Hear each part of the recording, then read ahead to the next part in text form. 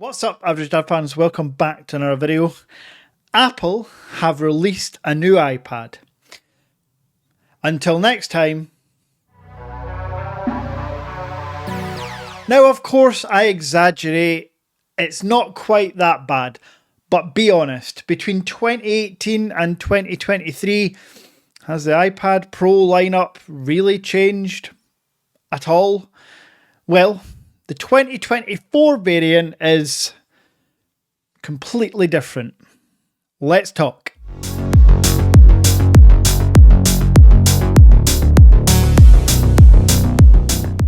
Now, it's important to note that these are very much just my first initial impressions from the unboxing to the setup and testing the camera out, the speakers, that tandem OLED display. So take all of this with a grain of salt, knowing that in a few days I will post my longer term opinions and second impressions. However, Apple fanboys, get the tissue out, get the lube, get whatever cream you use.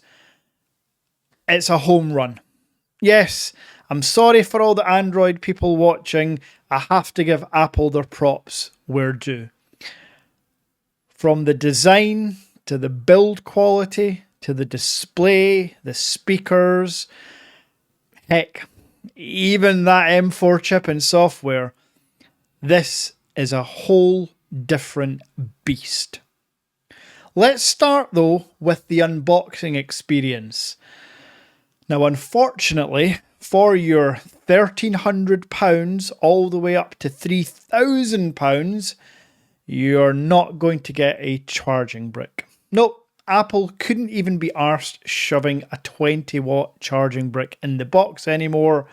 You get a cable, a manual, and the tablet. Also take note, no stickers. Because Apple want to save the planet one sticker at a time, there are not even any Apple troll stickers in the box. So that is a negative in my opinion.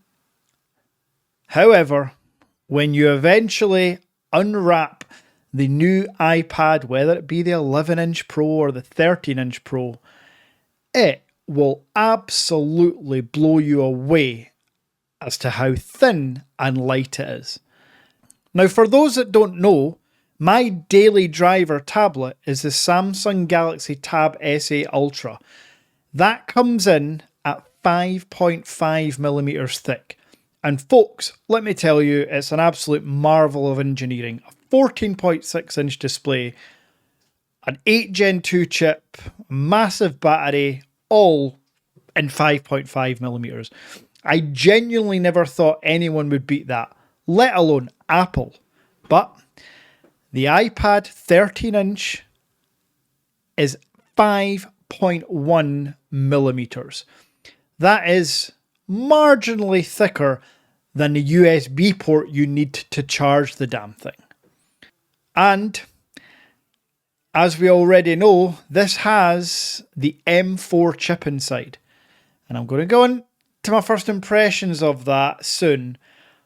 But to get an M4 chip, to get a massive battery, to have two OLED displays, yes, the tandem OLED display is essentially twice the amount of screen to get twice the amount of brightness and efficiency and contrast and color representation, all that good stuff.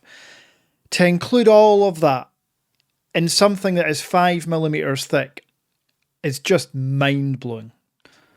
This device has enough power to send a fleet of rocket ships to the moon. Unmanned, of course, because the moon landing was fake. Controversy. But yeah, super blown away by the dimensions, and it's an iPad. Folks, as much as you want to hate on Apple if you're a big Android fan, one thing that can't be denied about all Apple products is the build quality. The aluminium housing, the glass ceramic shield display, everything on this iPad is just premium. And as you can see here, I still have my 2020 iPad Pro and it's basically immaculate. And for the past 2 years, it's not been me using it, it's been my 8-year-old son. And it still managed to say pretty damn good condition. And trust me, it's been dropped from great heights many times. And finishing off the design aspect of it, we've talked about dimensions, but there's another omission here. The camera. We've lost the ultra-wide camera, which, okay, for those that use their iPad as their camera, that's fine.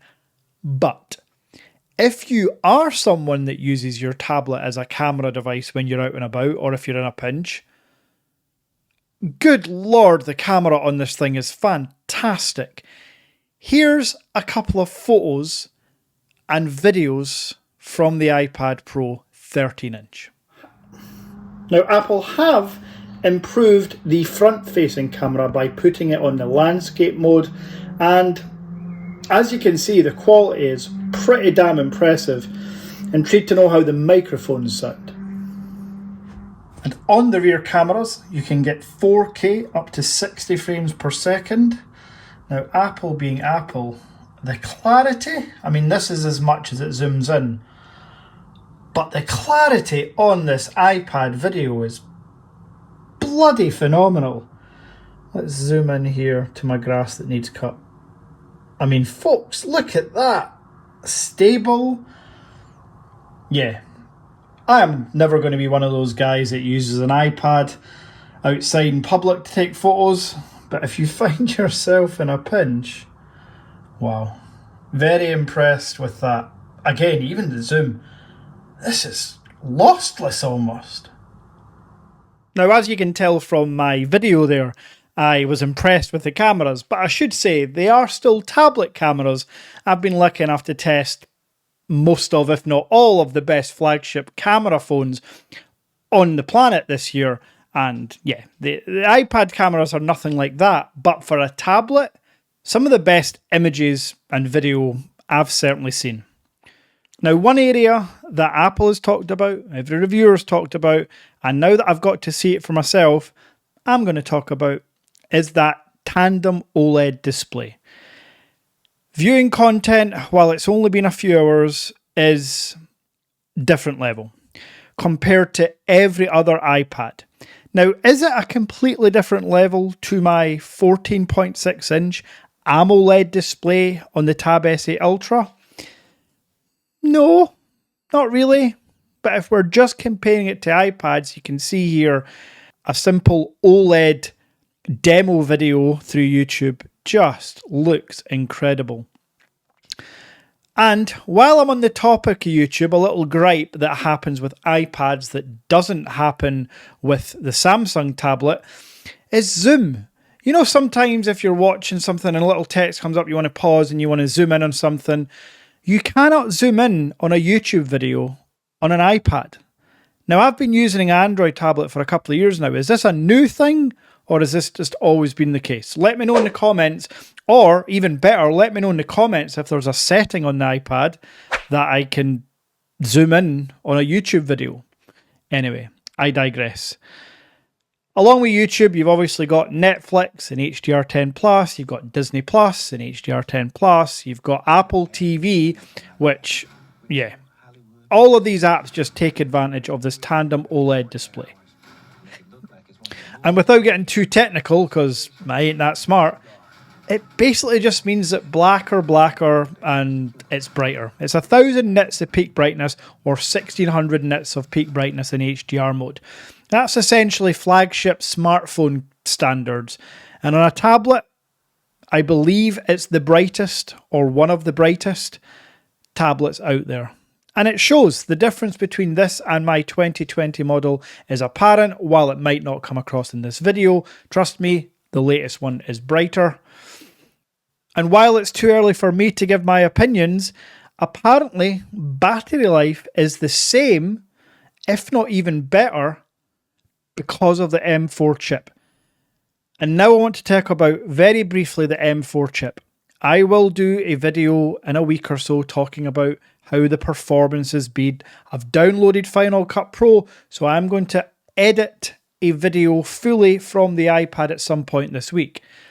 But just on first impressions, you're never going to notice between the M1 or the M2 or now the M4 iPad you're honestly never going to notice. I believe render speeds are faster, and I'll be able to find that out when I edit a video.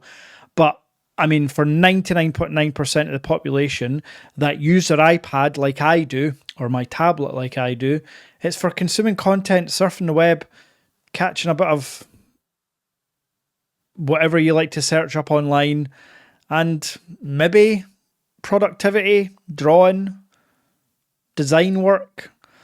It's really not for super intensive tasks that need an M4 chip.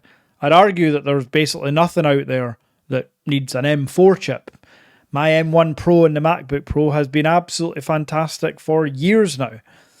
Also, I do want to question where the M3 went.